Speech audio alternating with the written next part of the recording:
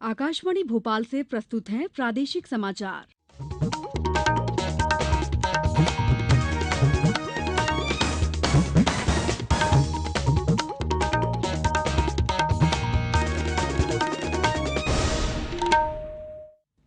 नमस्कार, समाचारों के साथ मैं दीपा सिंह। पहले मुख्य समाचार। नीति आयोग ने शिक्षा के क्षेत्र में क्रांतिकारी बदलाव के लिए 4 अन्य राज्यों सहित मध्य प्रदेश का चयन किया है। उच्चतम न्यायालय ने पशुवध के लिए बाजारों में पशुओं को खरीदने बेचने पर रोक लगाने वाली अधिसूचना के लिए केंद्र सरकार को नोटिस जारी किया। प्रदेश में जीएसटी की विसंगतियों के खिलाफ विभिन्न व्यापारी संगठनों के बंद का मिलाजुला असर। और मुख्यमंत्री शिवराज सिंह चौहान ने रतलाम के जावरा से स्कूल चले अभियान का शुभारंभ किया। अब समाचार विस्तार से। नीति आयोग ने 7 पहल के अंतर्गत स्वास्थ्य और शिक्षा के क्षेत्र में क्रांतिकारी बदलाव लाने की दृष्टि से कुछ राज्यों का चयन किया है। स्वास्थ्य के क्षेत्र के लिए उत्तर प्रदेश, बिहार, असम, कर्नाटक और गुजरात को चुना गया है। वहीं शिक्षा के क्षेत्र में मध्य प्रदेश, उड़ीसा, छत्तीसगढ़, झारखंड और आंध्र प्रदेश को चुना गया है। इन राज्यों को समयबद्धता, प्रशासनिक व्यवस्था में सुधार और परिणाम प्राप्त करने का संकल्प लेना होगा। उच्चतम न्यायालय ने पशु वध के लिए बाजारों में पशुओं को खरीदने बेचने पर रोक लगाने संबंधी केंद्र की अधिसूचना को चुनौती देने वाली याचिकाओं पर केंद्र सरकार को नोटिस जारी किया है। न्यायालय ने केंद्र से 2 सप्ताह के भीतर जवाब देने को कहा है और मामले की अगली सुनवाई 11 जुलाई को रखी है। एक याचिकाकर्ता ने दावा किया है कि अधिसूचना के प्रावधान असंवैधानिक हैं। उन्होंने कहा है कि इन प्रावधानों से मूल अधिकारों का उल्लंघन होता है, जिनमें धर्म और आजीविका के अधिकार भी शामिल हैं। सरकार ने पिछले महीने पशुओं की खरीद और बिक्री पर रोक लगा दी थी और कहा था कि ऐसा सिर्फ कृषि कार्यों के लिए ही किया जा सकता है। मुख्यमंत्री शिवराज सिंह चौहान ने कहा है कि प्रदेश में समर्थन मूल्य पर किसानों की उपज खरीदने की पुख्ता व्यवस्था की जाएगी। मूंग, अरहर, उड़द की समर्थन मूल्य पर खरीदी की जा रही है। सोयाबीन को भी समर्थन मूल्य पर खरीदा जाएगा। सब्जियां, फल, आलू, लहसुन आदि उपज को लागत मूल्य से अधिक दाम दिलाने का प्रयास किया जाएगा। श्री चौहान आज जावरा में आयोजित कृषक संवाद कार्यक्रम में किसानों से सीधा संवाद कर रहे थे। श्री चौहान ने कृषक संवाद में किसानों से कहा कि अब किसानों को मंडी में उनकी उपज का यथासंभव नकद भुगतान किया जाएगा या आरटीजीएस के माध्यम से भुगतान खाते में जमा कराया जाएगा।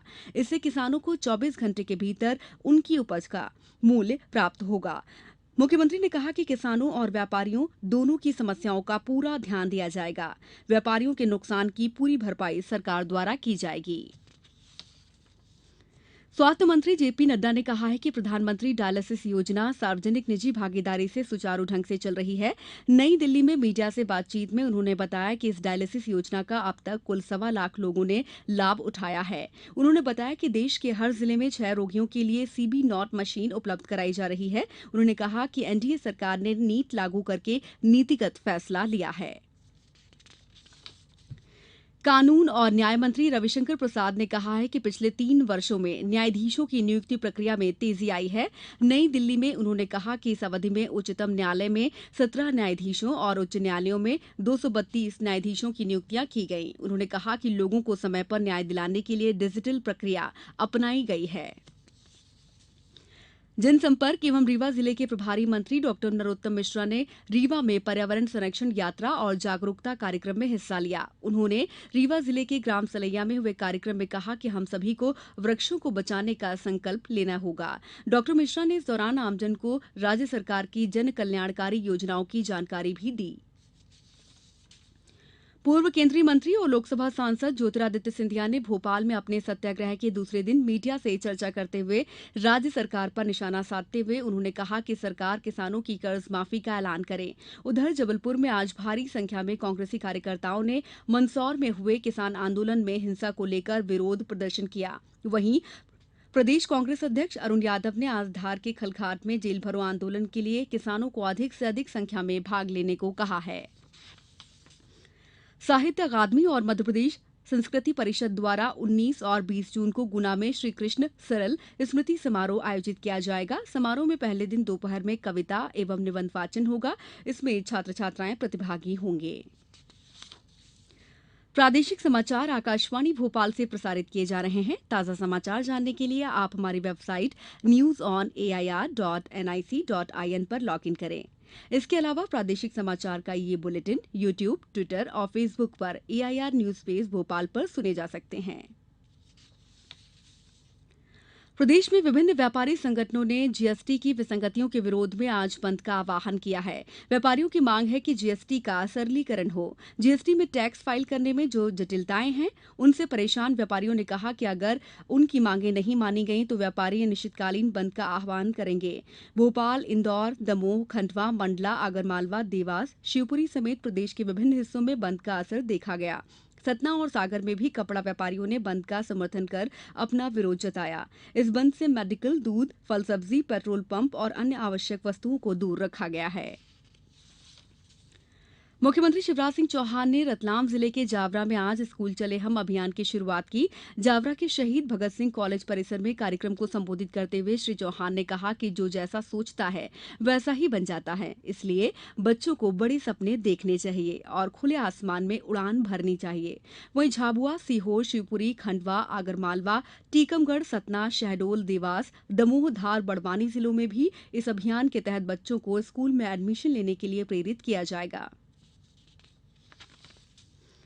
प्रदेश में शिशु मृत्यु दर कम करने के लिए लोक स्वास्थ्य एवं परिवार कल्याण और महिला बाल विकास विभाग ने आज से दस्तक अभियान की शुरुआत की। यह अभियान 15 जुलाई तक चलेगा। इस अभियान में 5 वर्ष तक के लगभग 1 करोड़ बच्चों की जांच और उपचार किया जाएगा। धार जिले में दस्तक अभियान के अंतर्गत आशा कार्यकर्ता, एएनएम और आंगनवाड़ी कार्यकर्ता घर घर जाकर बीमार बच्चों का पता लगाएंगे। उनका घर पर यथासंभव इलाज किया जाएगा। सतना जिले में इस अभियान के तहत 3,06,730 बच्चे अभियान के अंतर्गत चिन्हित किए गए हैं, जबकि टीकमगढ़, दमोह, झाबुआ, सीहोर, खंडवा, आगरमालवा, शिवपुरी, मंडला, रतलाम, देवास, धार जिलों में इस अभियान के तहत बच्चों को कुपोषण से दूर किया जाएगा। प्रदेश के मौसम में उतार चढ़ाव का दौर जारी है। पिछले 24 घंटों के दौरान सागर, इंदौर, ग्वालियर, रीवा, उज्जैन और भोपाल संभागों के जिलों में कहीं कहीं हल्की वर्षा दर्ज की गई, जबकि शेष संभागों के जिलों के मौसम में कोई खास बदलाव नहीं हुआ। महेश्वर में 4, इंदौर, उज्जैन, रायसेन में 2, देवास, सिरोंज में 1-1 सेंटीमीटर वर्षा दर्ज की गई। हमारे मंडला संवाददाता ने बताया है कि जिले में भीषण गर्मी से कोई राहत नहीं मिल रही है। यहां पारा अब भी 39 डिग्री के आसपास बना हुआ है। प्रदेश का सर्वाधिक तापमान 45 डिग्री सेल्सियस नौगांव में दर्ज किया गया। मौसम केंद्र भोपाल ने चंबल, होशंगाबाद, ग्वालियर, दतिया, टीकमगढ़, बालाघाट, सिवनी, खरगौन, बड़वानी और बुरहानपुर में गरज चमक के साथ हल्की वर्षा के आसार जताए हैं।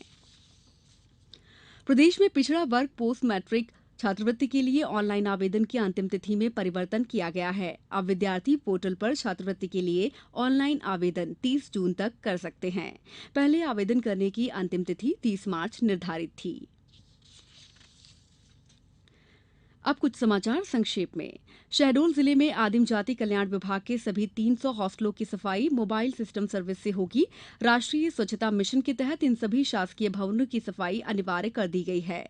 आगर मालवा जिले में एक गांव एक तालाब योजना के तहत जिले के सभी गांवों में नवीन तालाबों के जीर्णोद्धार के कार्य को स्वीकृत कर आगर मालवा प्रदेश में पहले स्थान पर आ गया है। और शिवपुरी जिले में आमजन तक स्वास्थ्य सेवाएं पहुंचाने के लिए दीनदयाल चलित अस्पताल वैन सेवा शुरू की गई है। अंत में मुख्य समाचार एक बार फिर। नीति आयोग ने शिक्षा के क्षेत्र में क्रांतिकारी बदलाव के लिए 4 अन्य राज्यों सहित मध्यप्रदेश का चयन किया है।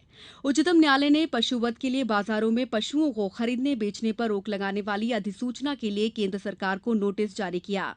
प्रदेश में जीएसटी की विसंगतियों के खिलाफ विभिन्न व्यापारी संगठनों के बंद का मिलाजुला असर। और मुख्यमंत्री शिवराज सिंह चौहान ने रतलाम के जावरा से स्कूल चले अभियान का शुभारंभ किया। इसके साथ ही प्रादेशिक समाचार का ये बुलेटिन समाप्त हुआ। नमस्कार।